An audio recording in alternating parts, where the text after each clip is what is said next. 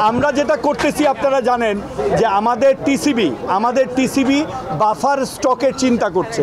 আমরা অন্তত পক্ষে 1.5 থেকে 2 মাস, প্রয়োজনে 3 মাসের বাফার স্টক আমরা তৈরি করব।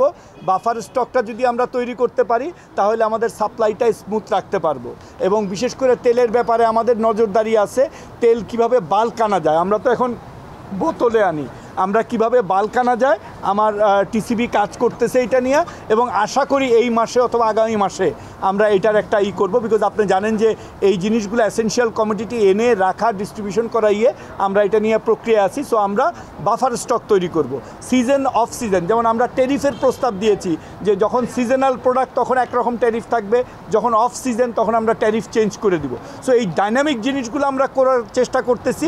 লক্ষ্য একটাই, লক্ষ্য হলো যে নিত্য প্রয়োজনীয় জিনিসের সরবরাহ জানি কোনো নিরবিচ্ছিন্ন থাকে, কোনো ঘাটতি না থাকে। এবং আমি মনে করি যথেষ্ট পরিমাণে পণ্য যদি বাজারে অ্যাভেলেবেল থাকে তাহলে যৌক্তিক মূল্যে আমাদের ভোক্তারা এই পণ্যটা পাবে।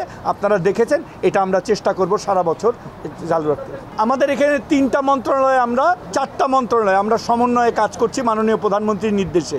একটা হলো কৃষি মন্ত্রণালয়, যারা পণ্য উৎপাদন করে, একটা খাদ্য মন্ত্রণালয় যারা পণ্য মজুত করে, একটা হলো মৎস্য এবং প্রাণী সম্পদ মন্ত্রণালয়। প্রয়োজনে আমরা শিল্প মন্ত্রণালয়ের সহায়তা নিব। এই সবগুলি মন্ত্রণালয়ের সার্বিক পরিস্থিতিতে আমরা চেষ্টা করব যে যার যার জায়গা থেকে, যেমন কৃষি পণ্য কখন উৎপাদন হচ্ছে, কোন সিজনে কোন ধান। আপনারা দেখেন একটা ব্যাপক পরিবর্তন কিন্তু আমাদের মেইন যে ফুড চালে আসছে।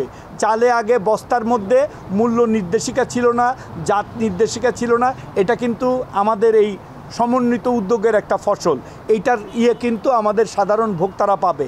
এখন আপনি যে ধানটা কৃষি মাঠে উৎপাদন হয় সেটাই কিন্তু চাল আকারে পাবেন। এটার মধ্যে আমরা জোর দিতেছি। একইভাবে আমরা অন্যান্য যে আছে কৃষি পণ্য আছে, সেখানে কৃষি বিপণন অধিদপ্তর আছে, তারাও কাজ করছে। আর আমরা হলো আমদানি পণ্য, শিল্প মন্ত্রণালয়ের সাথে আমরা আমদানি পণ্য নিয়ে কাজ করছি এবং পণ্যের সরবরাহ বাড়ানোর জন্য চেষ্টা করছি। আমি মনে করি সামরিক এই উদ্যোগগুলি যদি সফল হয় তাহলে আমার মনে হয় না যে কোনো গোষ্ঠী কোনোভাবে আমাদের ভোক্তাকে ক্ষতিগ্রস্ত করতে পারবে। আচ্ছা, এখানে 2টা জিনিস আমরা আবার বলি। আমরা যেটা করি, এটা আমি আগেও বলছি, আবার রিপিট করতেছি, আমরা পণ্যের সরবরাহটা স্থিতিশীল রাখার চেষ্টা করি। উৎপাদক থেকে ভোক্তা, আমদানিকারক থেকে ভোক্তারা যেন সহজে সকল জিনিসের অ্যাভেলেবেল থাকে, এটা হলো আমাদের কাজ। ইনফ্লেশন আপনি জানেন যে দেশে না, সারা পৃথিবীতে ইনফ্লেশন, এই যুদ্ধ, ইউক্রেন রাশিয়া যুদ্ধ, ইসরায়েল গাজার যুদ্ধ, রেড সি ক্রাইসিস, বিভিন্ন কারণে ইনফ্লেশন বেড়েছে, দ্রব্যমূল্য বেড়েছে, তেলের দাম বেড়েছে। এই জিনিসটার জন্য আমাদের অন্য মন্ত্রণালয় আছে, মনিটারি পলিসি আছে, ফিসক্যাল পলিসি আছে। আমরা আশা করব আগামী বাজেটে আপনারা এটা রিফ্লেকশন দেখতে পাবেন।